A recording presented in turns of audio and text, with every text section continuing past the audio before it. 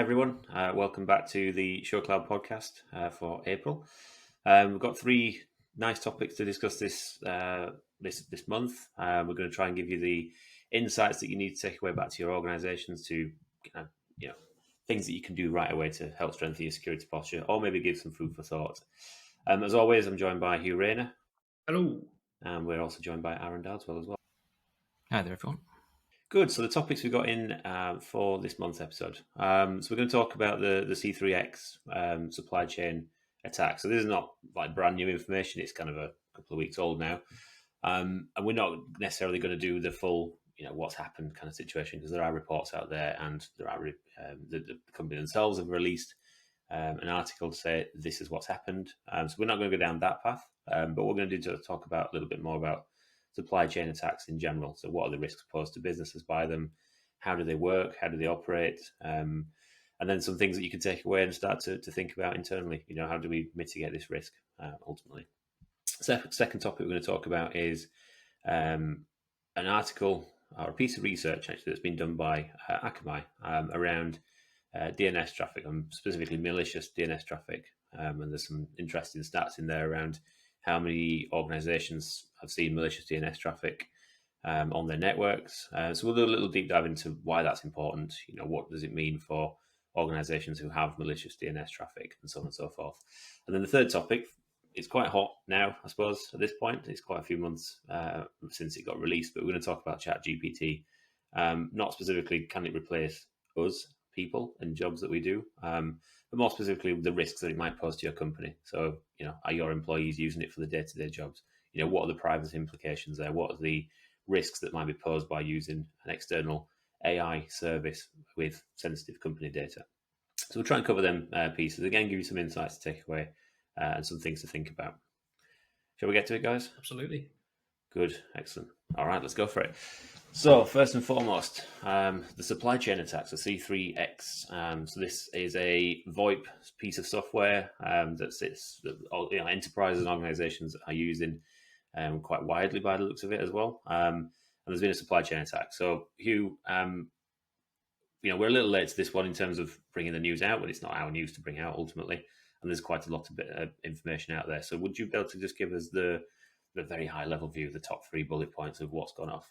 Yeah, so supply chain attack is quite interesting, isn't it? So the C3X themselves have been compromised, and then the attackers have then gone in and modified some of the files used in the automatic updater and the installer, some of the DLL files that are used in those applications. So then when that update gets pulled through to a user's machine, that malicious DLL file is then is run. And that then goes away and pulls down some more code, some additional bits from GitHub and things like that, and basically then allows for malicious command execution, file transfer, all of that sort of thing. So whilst the attack itself is on the C3X desktop application, it's not really C3X that they're trying to compromise. It's the users of that application, and as you said, it's very widespread used, VoIP in a lot of organizations. So that's where the real value is to the attackers there. So it's almost a one hit of an organization that then rolls out into everybody else ultimately.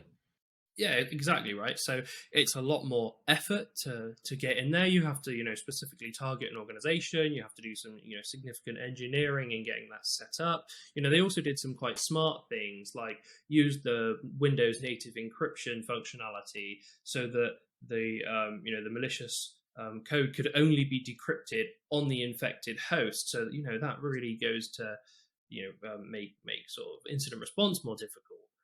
But obviously the benefit is that is a lot of work, but you've only got to do it once, and then you've got almost the entire user base of that application as easy targets, really. Okay, thanks you, Arron. Just bring you in here on this one. That attack anatomy, compromise an organisation that then rolls down. Is that the extent of supply chain attacks, or can they take on other various forms? What would you take away from, and how would you describe a supply chain attack?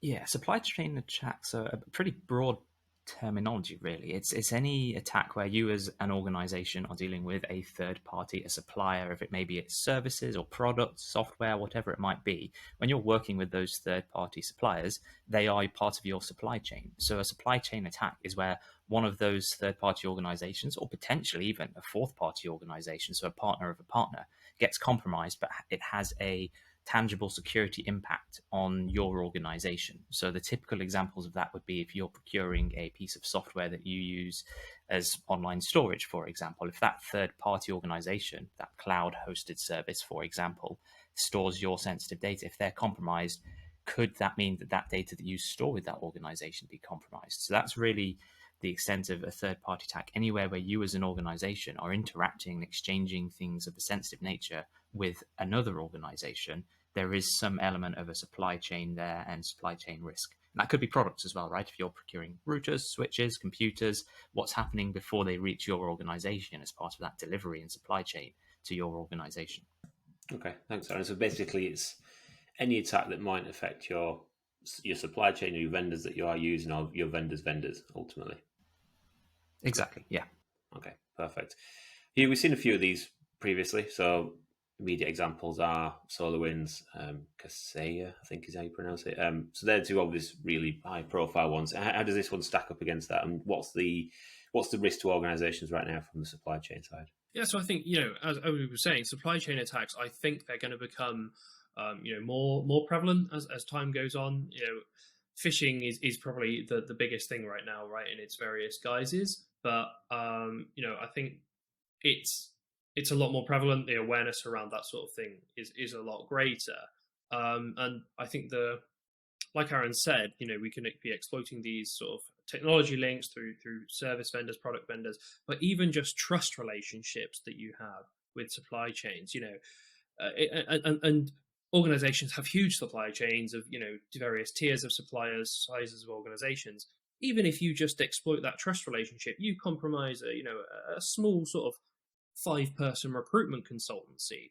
If your target organization is used to receiving CVs as attachments from this recruitment consultancy, that's a really good in for you. They're already used to receiving these files, and it's a really I think really interesting avenue of attack, things like that. So yes, certainly we've seen SolarWinds, obviously a massive widespread impact there, providing really detailed sort of network information to attackers. I think the reward of these supply chain attacks is really great, and probably almost certainly in my opinion worth that initial investment in the more effort you need to put in. Excellent, thanks you. Aaron, as a defender of an organisation, what can people do who might be listening to this now to get on top of their supply chain, the risks that might be posed from it? What's the kind of top 3 things that they should go away and do now? Yeah, well, the short answer is it's really tricky, right? We saw SolarWinds is a really good example of where major organizations, the Microsofts, the Ciscos, those big organizations that everyone has heard of, even they were affected by this third-party breach.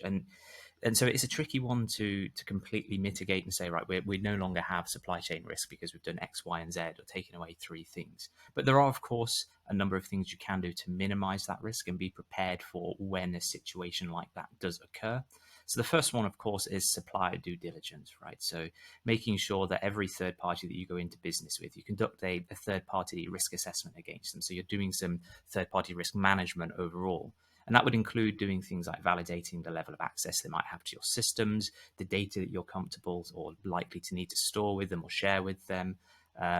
It would also be things like ensuring that you understand their deployment processes. If it's a software rollout, for example, or if they're providing software to you, how do they deploy their software? What's their CI/CD chain? Who has access to push code into production? Those sorts of things would be done as part of that third-party risk management to make sure that you're comfortable as an organization that this third party is doing sensible things with the data that you're going to be using or the product or service that you're going to be consuming from them. There's also the other side, make sure you've got solid contractual obligations in place, so SLAs and the terms of your contract and payouts in case of breaches and things like that. And also repeat those processes regularly as well. Like you don't just do a risk assessment at the beginning, onboard them, and then never talk to your supplier again about the risk they're posing to you. In most organizations, this would be annual, or potentially if you tier your suppliers. So if you've got a really important supplier, maybe you call that a tier 1 supplier, and you do assessments on them more frequently, and you ask them more questions, and you ask for more evidence and more processes in place to support yourselves when you're dealing with that supplier, versus maybe what you would consider a low tier supplier, whereby actually you just use them for some marketing outreach. They don't have any sensitive information, so you only ask them a few questions. That level of due diligence can be much lower. All of that, I think, fits into perhaps the most important piece, is that sooner or later, one of your third-party suppliers, someone in your supply chain, will be compromised. So you need to be prepared for that eventuality. And that comes down to making sure that your preparedness fits alongside things like your incident response plans and your business continuity plans. So as an example, you'd want to know who owns this piece of software internally at our business, who owns that business relationship, who has the ability to turn it off if we need to, if it suddenly poses a risk to our organization because our third party has been compromised, who understands that software and can investigate it, as an example, to start understanding if we've been impacted by the third party that's been compromised. And then finally, all of that is, if we have to stop using it, what redundancies do we have in place? Where are our backups? How can we fall back to another piece of software or another piece of hardware to support ourselves whilst we try and get to the bottom of what's gone on with this particular supply issue? So a lot to do. It comes down to having asset lists, various other things. No easy answer for this, but preparing as part of your broader organization strategy and approach to security is largely how you manage it. Okay, perfect. So it's an holistic approach that covers, not just writing them down and these are the suppliers that we've got, but also going into some varying degrees of depth of, assessments, risk assessing, asking for evidence. And there's also, I'm aware there's kind of tools out there, so you can look at things like, and we're not endorsing these by the way, but things like 𝘵𝘁 and Security Scorecard and so on and so forth. They can play a part in that initial bit of information you might gather from or around a supplier. So Hugh, I don't know if you wanted to come in there and maybe comment on the level of information you get from that type of thing. Would they be useful in this situation? Yeah, so I think it's a case of, so I know 𝘵𝘁, for instance, returns a security score for an organization, and across various sort of metrics. I don't necessarily think that number is the most valuable thing you get out of that, right? But the sort of additional information that you can get, like seeing the number of sort of external vulnerability exposures that an organization has and how that trend changes over time, is useful for giving you an idea of how an organization approaches security. If we're seeing that their security score is really good, they've got good practice, like security contacts available and things like that, it just shows that supplier is likely to be more mature and therefore a safer bet. But realistically, without like Arron says, these sort of contractual requirements and right of audit and things like that over your suppliers, it's hard to know what's going on internally, and all you can do is really fire off to all these public data scraping APIs, checking for whether staff members at that organization have their email addresses featuring in breach databases, things like that. They paint a picture of how things might be like, but there's no real way of seeing what's behind the curtain unless you have these right of audits and things that Arron was discussing. Excellent, thanks guys. We'll move on to the next topic. So we're going to talk about DNS, and specifically the piece of research Akamai have done to suggest that over 1 in 10 businesses have malware traffic on their network, predominantly using in this instance, using the DNS protocol. Some alarming in your stats in there. If you've read the piece of research, I would suggest it's probably a decent read. And if you're running a network or you're responsible for security at an organization, it's probably worthwhile having a look.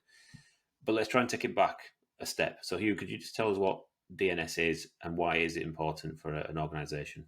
Yeah, so DNS is used for domain name resolution. So you type in google.com and DNS will go away, look locally, then it will look in on your network itself, normally on a domain controller, and then it will, this is the crucial part, go out to the internet if it doesn't have that record locally and ask the internet, where is this host?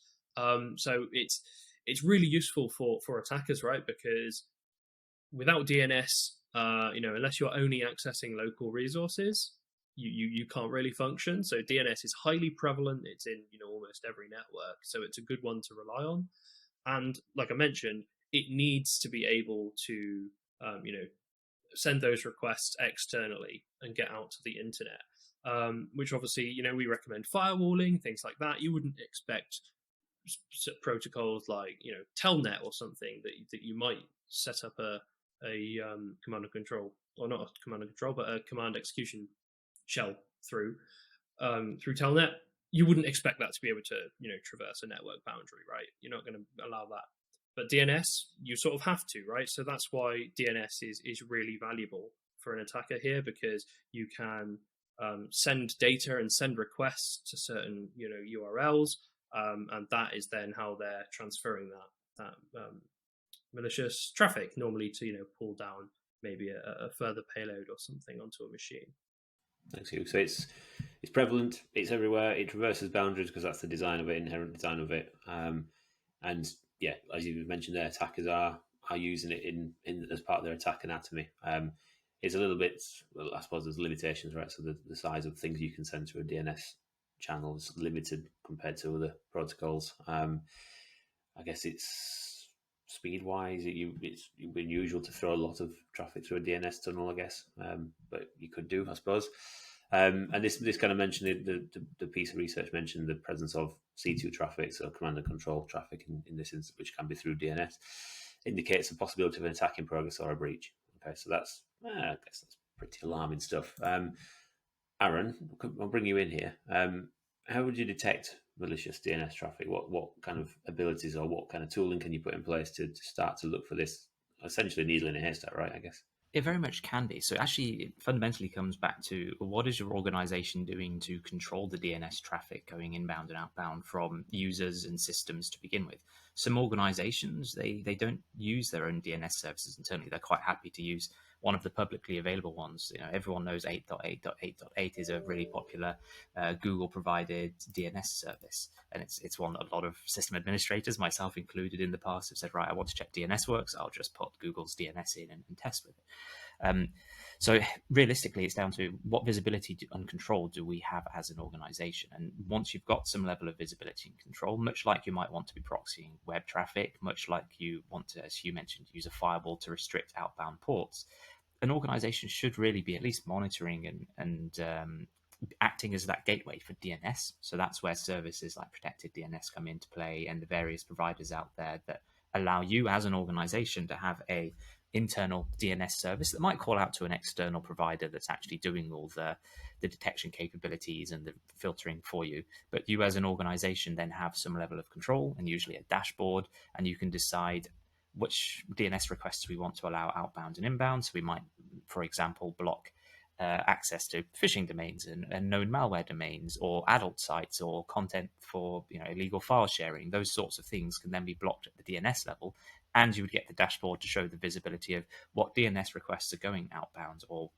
being made. And then you can start to categorize. You can start to then understand the particular hosts that are making those DNS requests. And it's a really, really useful tool for identifying the early stages of an attack. If you can detect or block those initial outbound DNS requests to try and resolve a malicious domain, then you've effectively stopped that command and control that Hugh mentioned before it's ever reached its destination, so that the attacker has no way to get their command back into the network. So there are ways to have pretty thorough oversight of your DNS. However, many organizations ignore it as part of their security posture. Excellent, thanks, Arron. Final question on this one: if you do spot DNS, let's say you go and start to look at it and maybe start to analyze what's happening on the network, and you do spot some malicious, or what you think is malicious DNS traffic, does that mean that you are already compromised? Not necessarily. So it would depend on, you'd have to do some investigation. If it's something that you're seeing multiple requests go outbound and they're not being blocked, then possibly, yes, you need to take some action, investigate where those requests were going, where they came from, what they were related to, so that, there's the risk.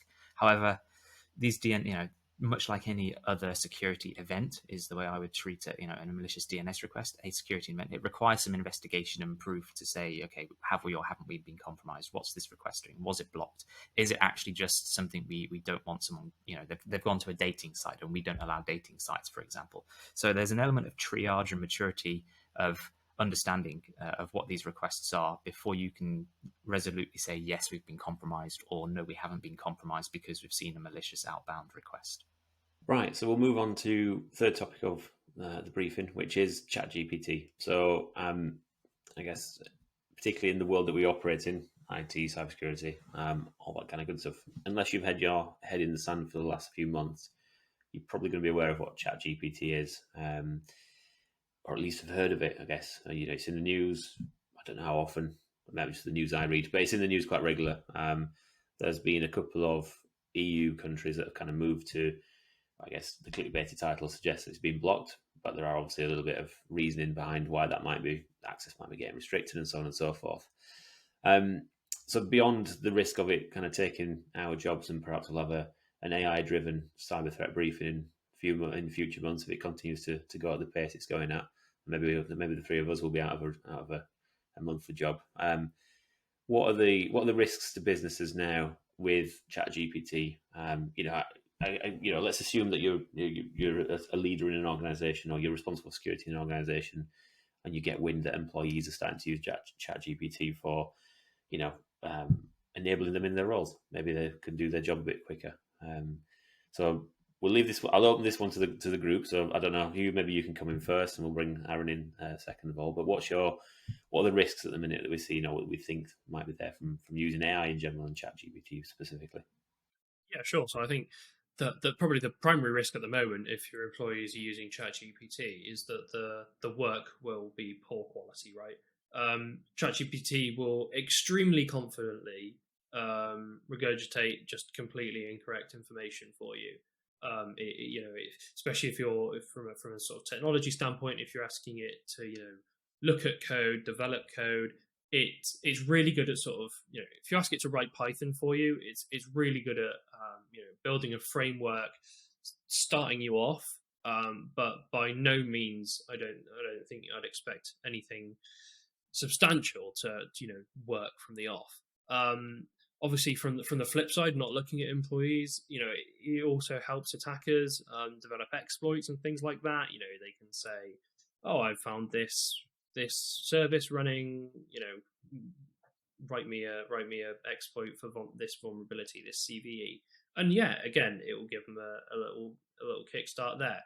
But realistically, I think the benefits that ChatGPT is going to offer, and AI in general, especially ChatGPT 4, which has things like image recognition and processing and things like that. Just thinking about what that might be useful for, it could be really good.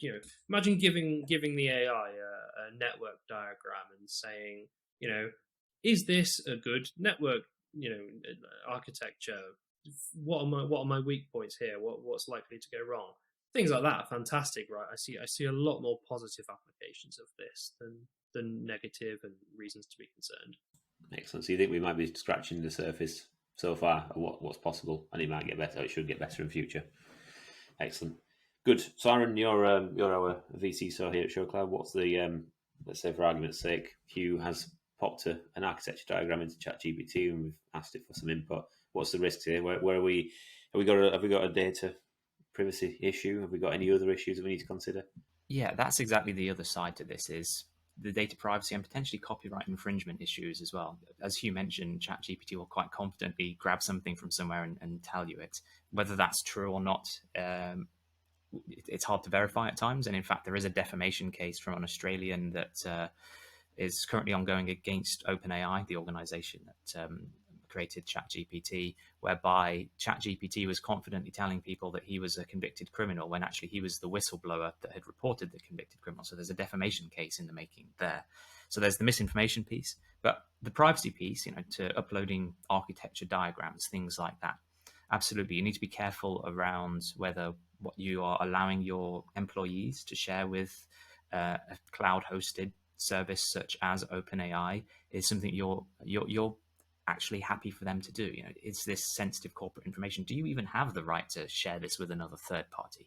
But to Hugh's comments around, we're only just at the beginning of this curve, if you like, or at least we don't know where we're in this curve of adoption of ChatGPT and other large language models and AI and machine learning. We don't really know how far along we are. And I'm of the same opinion of Hugh that ultimately it's likely to have a benefit in the long term. We already use third-party organizations to store and host data. It's part of business. We have supply chain. We've already discussed that in this. And I suspect in the longer term, these sorts of AI models are likely to fit within that supply chain in some form. Or you'll have on-premise equivalents of the way you do on-premise. If you've got a situation where you're not comfortable with the risk of sharing externally, you'll be able to have on-premise compute machines of an AI model that can do things to aid your organization or automate things for you. So much like computers, the internet, cell phones, whatever, have helped humanity progress, be more productive and efficient, I think AI are probably in a similar vein to that, in a new technology, a new way forward for humanity to efficiently work and hopefully make our lives a little bit easier and access to information sharing easier as well. But we have those privacy considerations. These organizations that have AI models are all quite new, they're quite immature, and it possibly leads on to the next topic, as it were, within this, around what are Italy and other countries doing around potentially limiting companies like OpenAI in the short term, whilst we try and overcome some of the privacy concerns and data concerns and just the maturity concerns perhaps with that data and how it's being processed and stored. Yeah, I mean, specifically the Italy one is related to GDPR, and I think also maybe Spain in the last couple of days I mentioned maybe restricting access to the platform, or at least the functionality for that kind of thing. And I guess the question I might put back to you two is the GDPR suitable for this current use case? Obviously that there's been a lot of innovation in the background since GDPR was written and pulled together. Is it now fit for purpose? Does it need a reiteration of what to do in the sense of an AI piece of technology?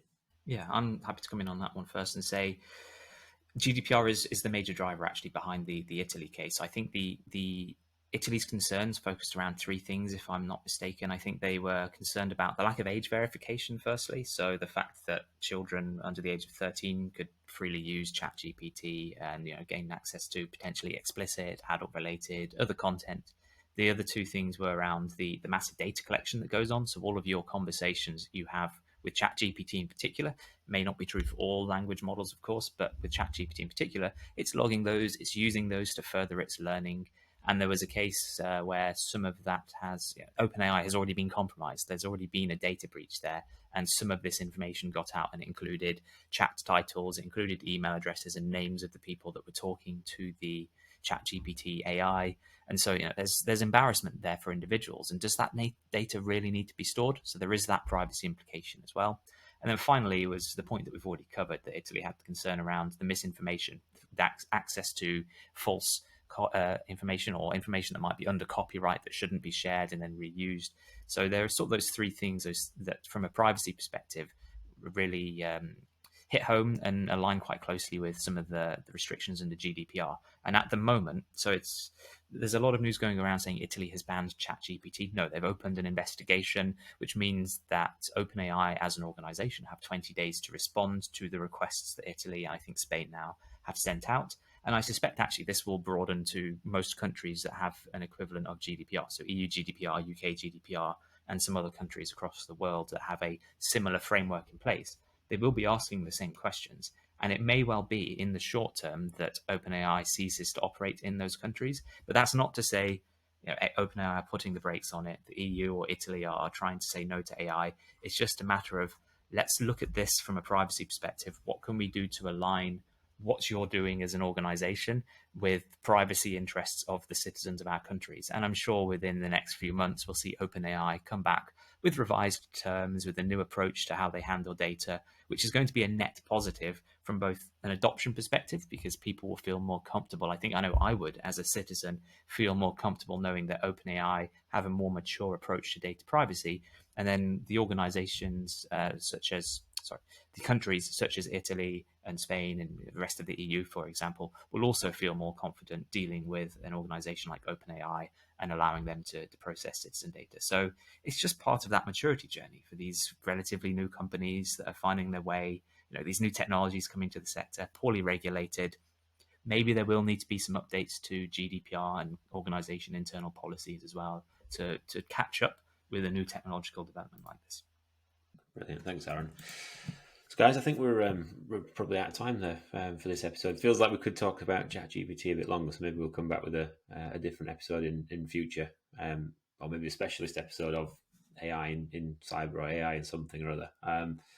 But yeah, so I think that probably wraps us up for this episode. Thanks everyone for tuning in as always and listening. We shall see you in a month's time. Hopefully not replaced by AI generated characters, but perhaps it will be if we going at the pace that we've been going at. And we'll see you all in a month's time. So thanks everyone, and see you then. Thanks all. Bye.